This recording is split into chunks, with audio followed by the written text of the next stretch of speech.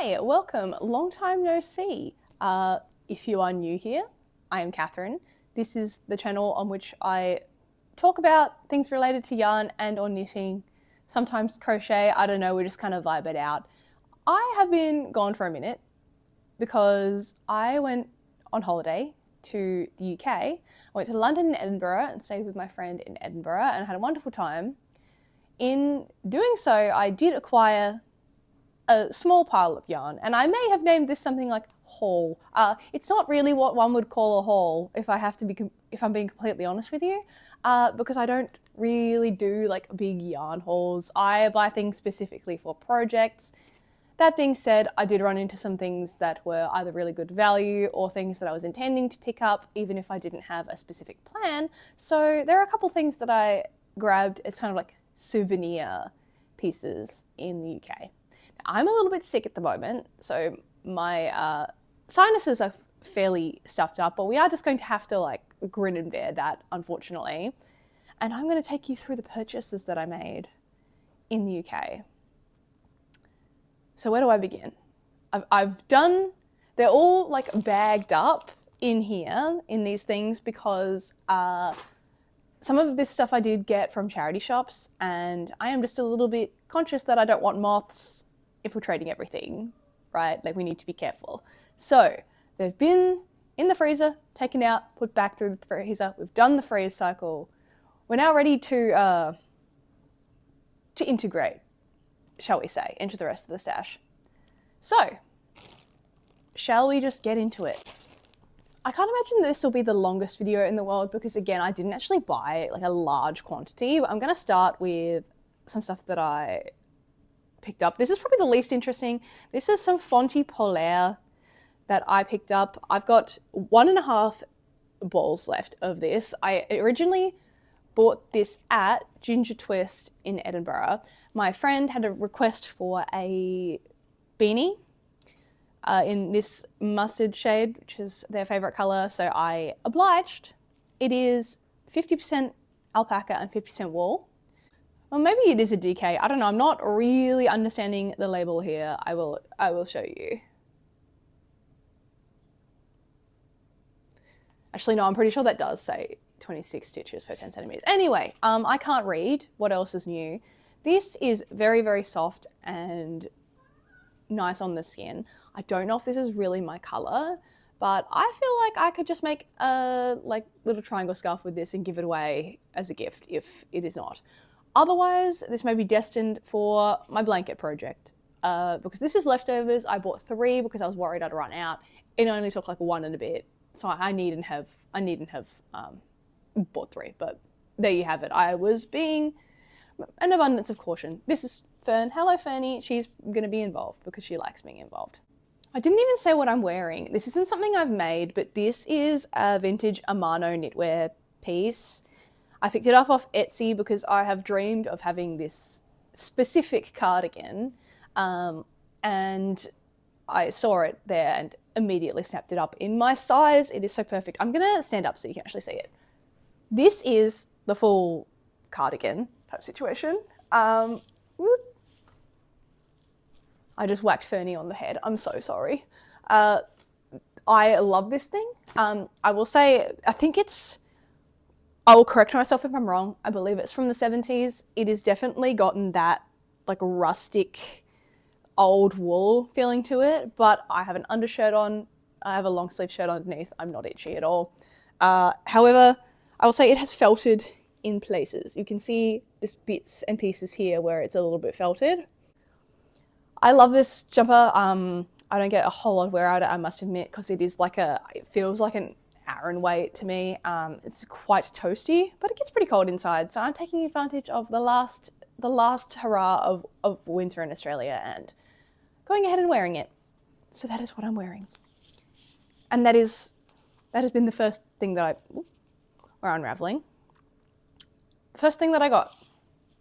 Next is a whole lot of this aqua, maybe turquoise is a better way to put it, mohair that I got from a charity shop.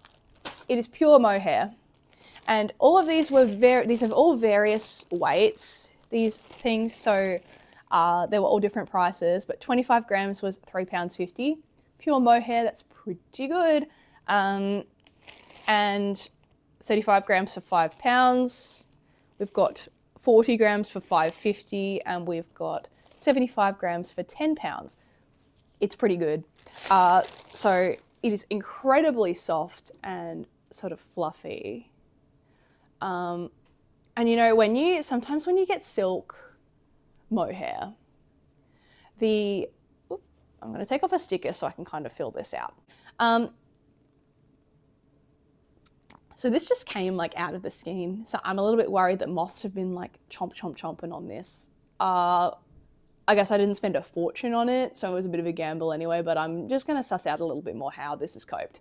But you can see that because it's pure mohair and not like the silk strand, sometimes when you get silk mohair, the like center strand can be a little bit desaturated. But as an example for this, I don't know how old this is. I don't know what brand it is. It is completely saturated with color in the core, which is very impressive. I am going to just kind of do a bit of this and see. Okay, I think we had an outlier, but this is very, very fluffy.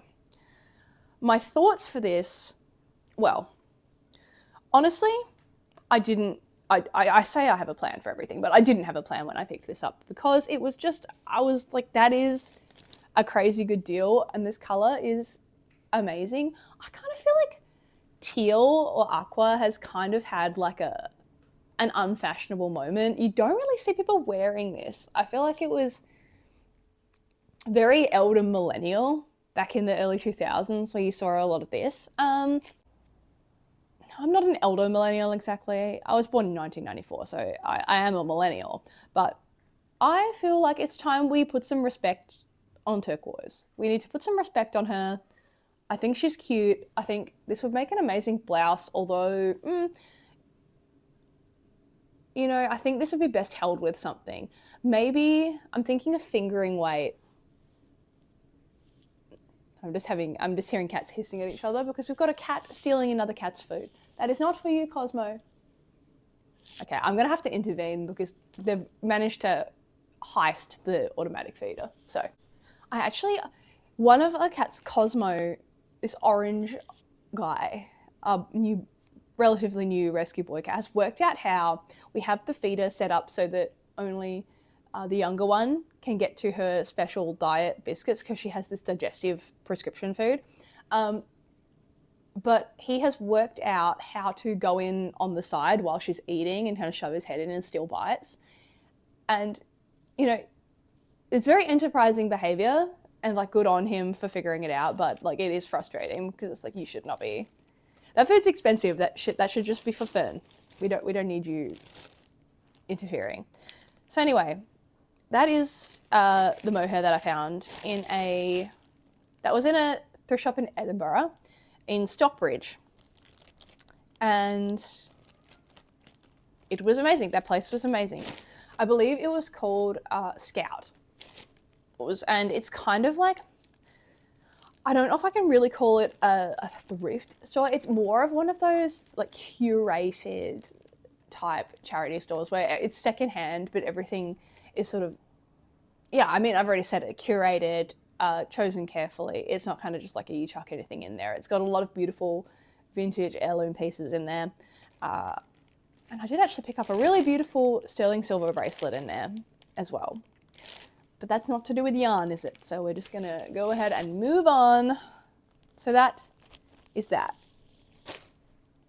And there's a very fun store in Edinburgh called Wheel of Fate that sells a lot of tarot, crystals, incense.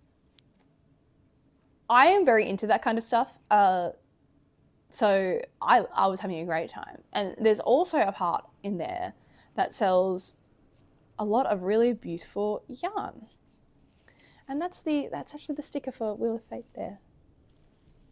Folk arts and witchcrafts, I guess. Knitting, etc. count as a folk art. So there we go. And this is hand-dyed yarn from Scotland, I think it says The Welcomist. You know, I thought this was Alchemist, but it says were Alchemist. I don't really know like what that says, but that's it. This is this beautiful multicolored, like moody palette that I fell in love with. And what I really liked about the setup in this store is that they had swatches knit and crocheted up. So for every one of these yarns, you could see how it crochets up and how it knits up, which was so good. I love that. Sometimes when you crochet a swatch as opposed to knitting, the yarn can actually look quite different. And I really liked the way the crochet swatch knit up, but I'm just gonna have to do a bit of meditation on what I'm going to do. But I think this is definitely going to be like a little poet scarf situation for me. You know, it's definitely like this multicolored with the yellows is a little bit outside my comfort zone, but this is definitely like the palette that I like moody kind of dark colors. And I don't know if I would wear like a full-on bright rainbow type thing, but in this kind of hue, I enjoy it, and I think it's going to be very cute. Was on the pricey side. I only got one skein of this. It is a sock yarn, so 85% merino wool and 50% nylon. So you get 400 meters for 100 grams. The colorway Hestia, and this is £29.95. So like 60 Australian dollars. This is like a spenny old hanky yarn. So I wasn't about to buy a sweater quantity, was I? No, I don't have that kind of money. But again, it's like a souvenir, one nice little guy.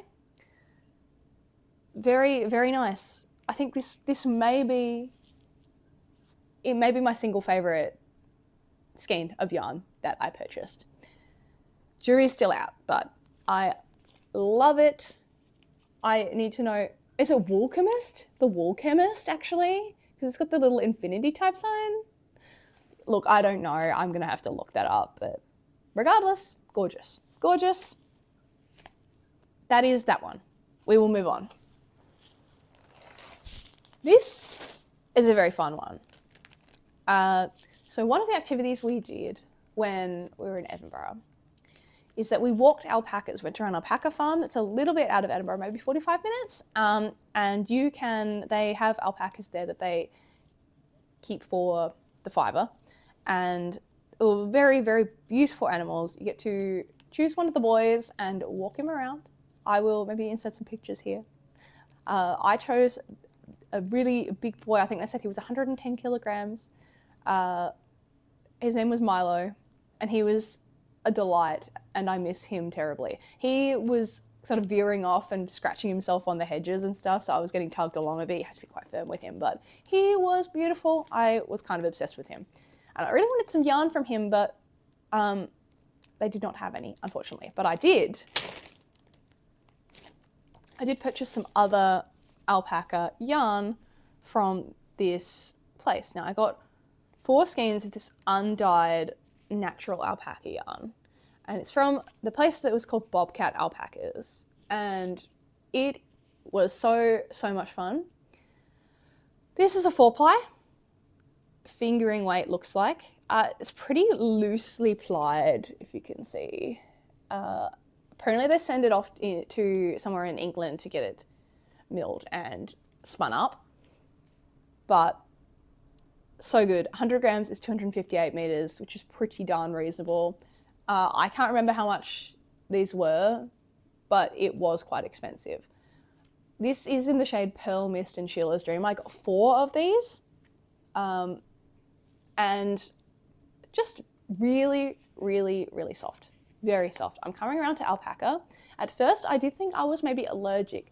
I think I just don't agree with Drops Nepal. Drops Nepal is my nemesis. It is my enemy. I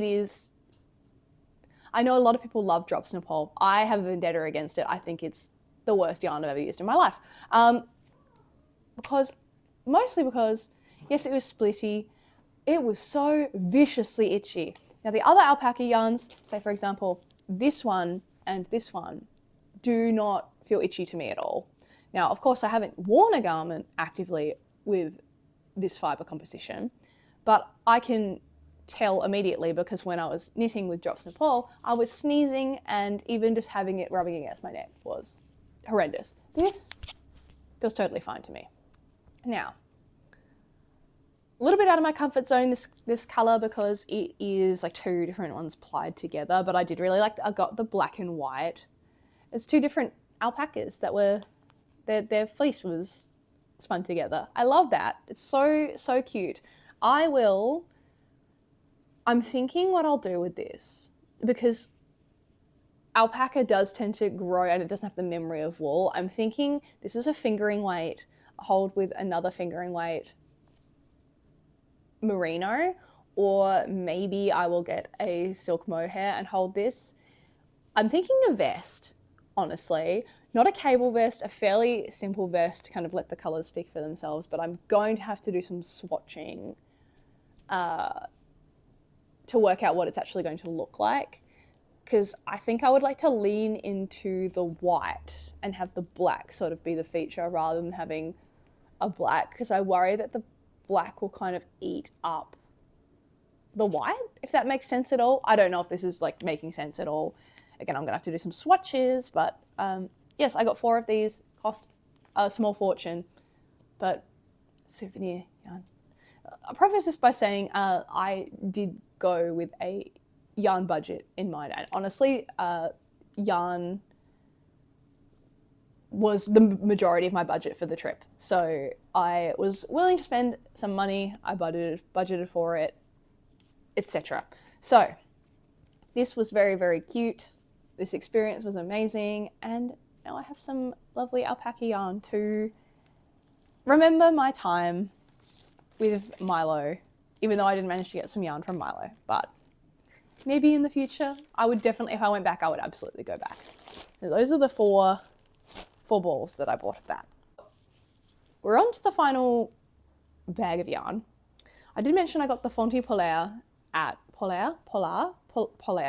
I don't know. My mouth doesn't wrap around French words at all. Anyway, I got that from Ginger Twist in Edinburgh, which of course is an amazing yarn. So it's kind of like a destination yarn store. I feel like when people go to Edinburgh, they go to Ginger Twist, right? I did originally have my heart set on a very specific colour that they do at Ginger Twist called Lallybrock. Unfortunately, the bases that I like, they did not have any in stock. So that was heartbreaking. It's kind of like this rich, red, plummy kind of colour. I can see in my mind's eye that I'll probably be ordering some online at some point, but I really wanted to get something for Pressed Flowers shawl specifically, which is, I will put the pattern on screen here if you are unfamiliar with the Pressed Flowers shawl, but I imagine most people know about that pattern. I spent a long time in Ginger Twist, and I only walked out with, I walked out with 4 hanks and the Fonty Polar. I was having a crisis about what colours to choose because they didn't have the Lallybrock. I was like paralysed with indecision. And also, do you ever get this? Because I feel like whenever I walk into a bookstore or a yarn store, I immediately need to go to the bathroom. Does anyone else have that? I don't know what it is. It's just specifically like that kind of vibe, like a bookstore, a library, a yarn store, like a sewing craft store. I will, without fail, regardless of any other factors involved in my life, I will need to go to the bathroom immediately if I enter.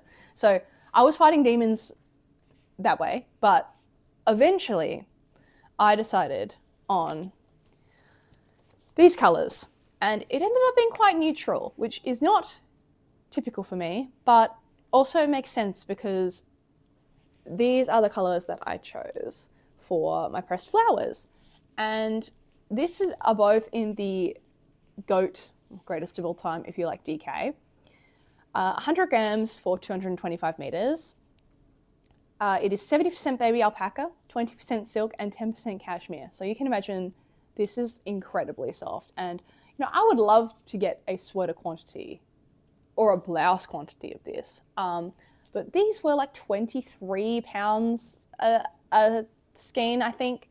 So 4 of those, you can do the math, this was around 200 Australian dollars. Hefty. But it's going to be such a gorgeous shawl, and I'm very, very excited. The darker colour is, okay, they were actually 28. They were 28 pounds a pop, so do the math. This is the shade Hocus Pocus, and I've tried to get the lighting and turn some lights on to kind of get this even so you can actually see. But it kind of has this, like, it's sort of smoky dark blue with lighter, like, petrol blue cut through it. So you've got some light there so you can kind of see. Very, very beautiful. I love this colour. I am a navy enjoyer, I cannot lie. And I was originally thinking of like a pale blue to go with this, but I ended up gravitating back towards this dove, which is like a blue-grey. There is some sort of marling, like there's some darker grey bits that you can see going through there. But, you know, on the one hand, an accessory like a shawl, it's good to have a pop of colour, but I have a lot of colourful base clothing, to be honest. Like, look at what I'm wearing right now. And, you know, honestly, most of what I wear is, like, I'm either wearing black from head to toe, or I'm dressing like a combination of like Adam Sandler and Running Away to the Circus type situation. So, you know, having a neutral shawl is like not the worst thing in the world. It keeps it appropriate for most settings, I suppose. This is how I justified it to myself.